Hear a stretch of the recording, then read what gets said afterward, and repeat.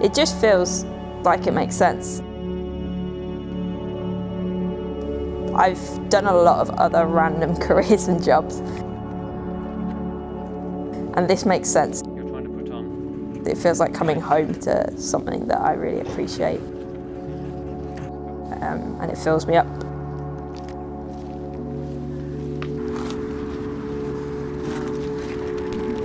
The positive things that it brings to lots of other people, so although it fills up my cup, it fills up a lot of other people's on so many levels, on social, like ecological, environmental, nourishment, so many things. So it's that, like, feels good.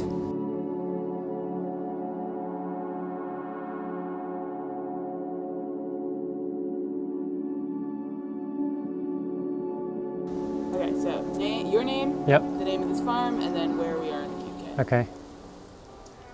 Okay, my name's Hugh. I'm the head grower at Besaven Community Farm, which is where we are now. I'm Rosie. I work at Besaven Community Farm. So I'm Polly. I'm from South East London, and I'm now woofing at Besaven Community Farm. I came to woof here for 4 weeks, and I've stayed for almost 2 years now. And we are right down the very end of Cornwall, within sight of Land's End. Hello, my name's Isla.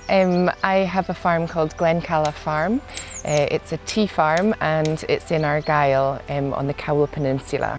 Oh, I get so nervous so bad. My name's Cassie. I'm from British Columbia, Canada, and I have been woofing here for 2 weeks. So I'm Johanna. I'm from Germany, and I've been in Scotland for about 5 weeks now, and I'm on this farm for 2 weeks now. So my name is Shane Murphy. This is Lakeview Farm, and we are in Northern Ireland, just in the border.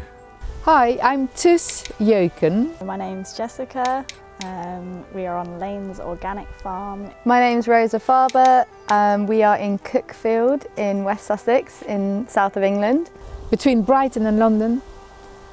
And I farm about 25 acres, and it's mainly outdoor, traditional field vegetables, and I farm biodynamic.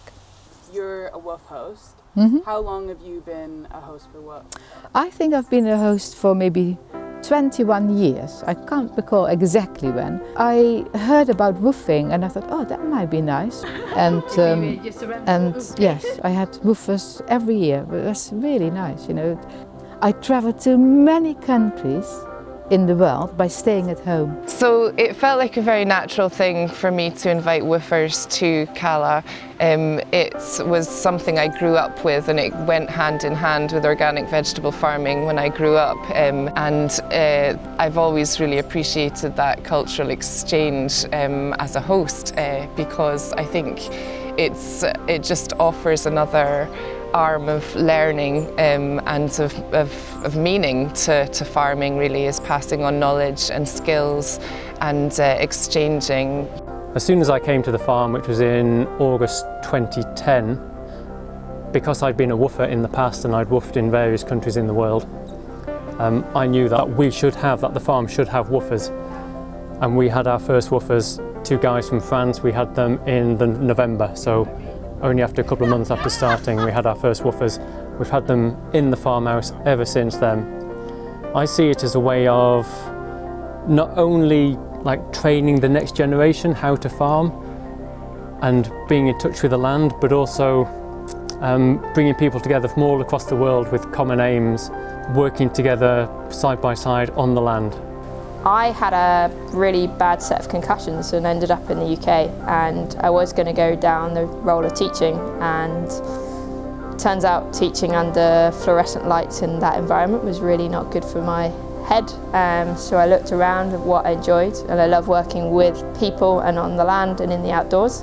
So I started volunteering, and I'm really interested in the intersection, especially like with woofing, that there's a lot of people who come for a bit of time out and space to think, and so I really appreciated these amazing conversations that I ended up having whilst working on the land and with people. It's like a full, it's checking every box of the type of travel experience that I wanted. I have the culture, I have the people, I got welcomed into a home, and I really enjoy the work on the farm, so every day has been really great.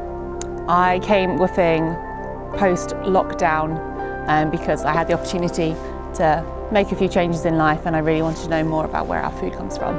I became very aware of the wastage that happens and thought, how could we possibly lower it? And I know nothing about the food industry, so I thought, oh, woofing's a good place to start. And when I got here, I just thought it was great and didn't want to leave after 4 weeks, so I asked Hugh, can I just stay a bit longer? And he was like, yes. And then it was, can I stay a bit longer still? And yes, I've just stuck around.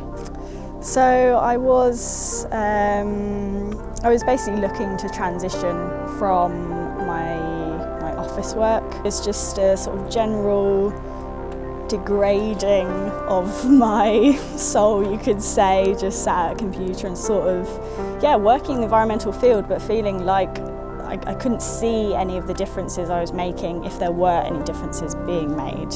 And I do remember having a recognition of, I don't really know how to grow a potato. Like, I had a faint idea, you probably just put it in the ground, but I'd never done it. And I knew I wanted to just be outside. That was the main focus. It wasn't so much seeing farming, but then when you sort of start to delve into that world, endlessly interesting, and it does feel something grounded, just something in me. Just backpacking, like hopping from one hostel to the next hostel, you don't really make a difference in anything. You just consume where you are at. And woofing gives you the opportunity to actually make something while traveling, and also to learn about the things that I'm interested in while traveling. I'm trying to encourage people from this area to see what benefits there are to being in the outdoors, being in the mountains, being in the farms. And I think having people from here meeting people from other countries and hearing their stories, hearing where they've been, hearing like the opportunities that are out and around, it's something that people from like small towns wouldn't really hear from.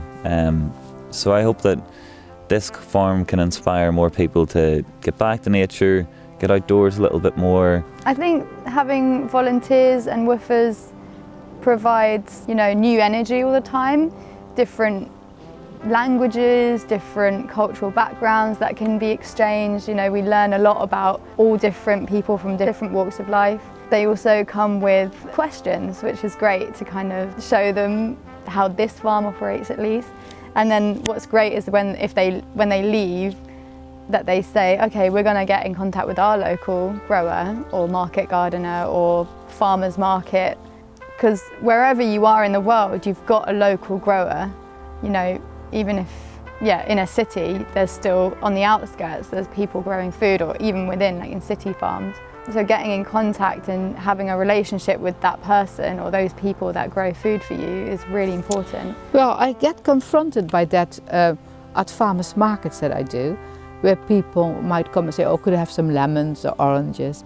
So I tell them, this is a farmers market, this is what we as farmers produce, and it's seasonal, fresh, and grown locally. Sometimes I'm so amazed how people are so far removed from all that. So that's really what I wish for people to maybe think about it, where our food comes from, and that it should not be wrapped in plastic. Yeah, so one of the major things it's changed my outlook at is I now go into a supermarket and just go, you see plastic everywhere. And our veg boxes go in like that. That is how I relate to vegetables. And when I see them now in plastic bags, it freaks me out in the supermarket going in there, and I always bypass. I'd love them to realise the labour that goes into producing food, that we always want food to be cheap and we demand for it to be lower cost. But actually, our society spends less on food than most other cultures around the world, and I'd love us to value food as a priority for the amount of energy and love and care that you need to put into food. There's a lot of work that goes into it. There's a lot of hands And when you're buying something at the market or in the supermarket, someone's picked that, someone's sown that seed, someone's tended to that plant, and it's so easy to forget. We just grab things off the shelves. Just having gratitude for it, that someone's done that. There's a lot of dedication that has to go in to make that happen. It's very easy to become detached from it.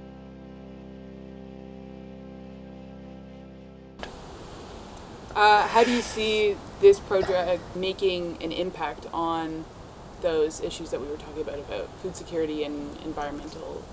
Yeah.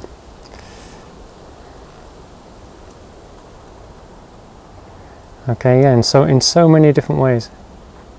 So I think what's important for, people who haven't had the opportunity to come and work on a farm, or have a practical involvement with where their food comes from, is that farming can be on a large sort of commercial scale can either be quite damaging, or it can be really positive for the environment. So there is a way to farm with the environment that's positive for our health and the health of the environment that we're working with. So organic farming feels like a particularly important thing for people to understand, because it's just a more philosophical approach of farming, rather than going at it with no understanding of or little understanding of how natural systems work. That there are ways that we can farm enough food for ourselves that are beneficial, and if people knew about a lot of food systems, global food systems, and the flaws there are, I think they would approach food and their whole way of consuming differently.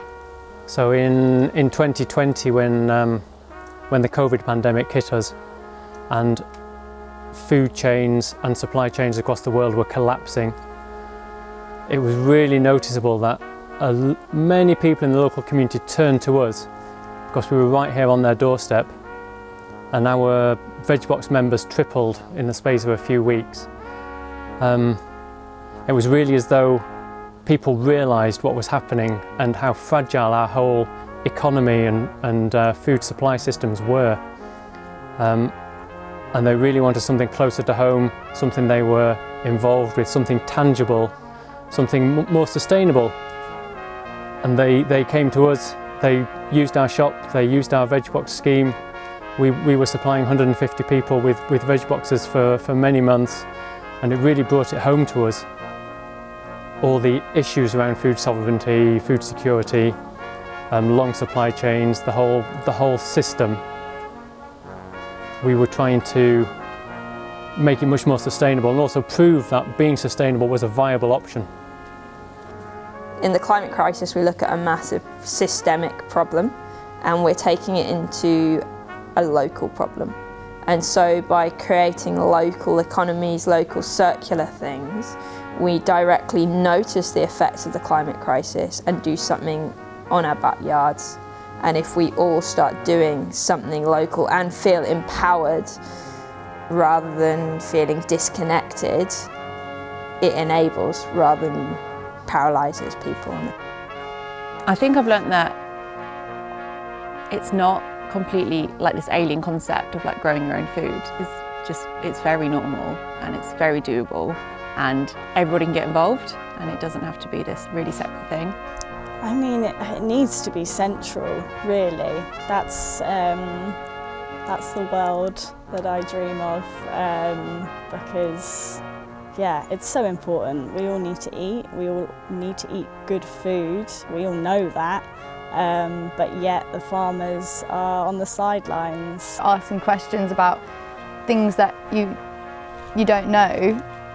Which it's not anyone's fault that they don't know, it's the whole system that's been set up for you not to have to ask, like there's just always tomatoes in the supermarket, but that's so unrealistic. So if we start asking like, why is that unrealistic? Well, I thought tomatoes only grew for a few months in the year in England, so where is it coming from? Who's growing?